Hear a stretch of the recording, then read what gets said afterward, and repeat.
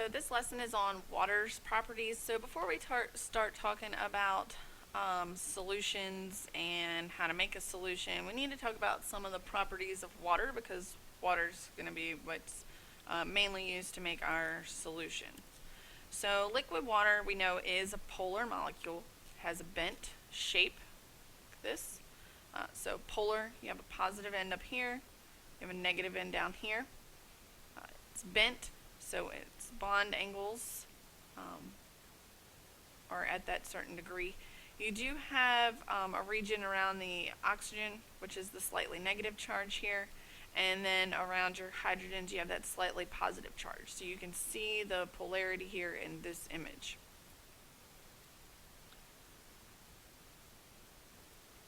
Water molecules are going to be attracted to one another through hydrogen bonds, and that's because their polarity is going to attract this negative end to the positive end of the next atom molecule.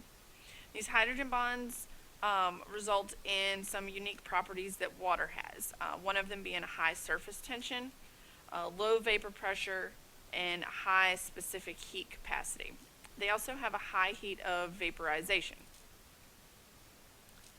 So surface tension is going to be the inward force that tends to minimize the surface area of a liquid. So those water molecules in the liquid are surrounded by and hydrogen bonded to adjacent water molecules. The guys on the outside don't really have anyone to attract to, so there's an uneven attraction there. They can't bond to the air, so instead they pull themselves in, causing the liquid to have a spherical shape. So as you can see here, these guys on the outside get kind of pulled in and start hydrogen bonding to these guys. So this water bubble pulls itself in. All liquids are going to have a surface tension. Water's tends to be higher than most. Surface tension can be decreased by adding a surfactant. And a surfactant is a surface active agent.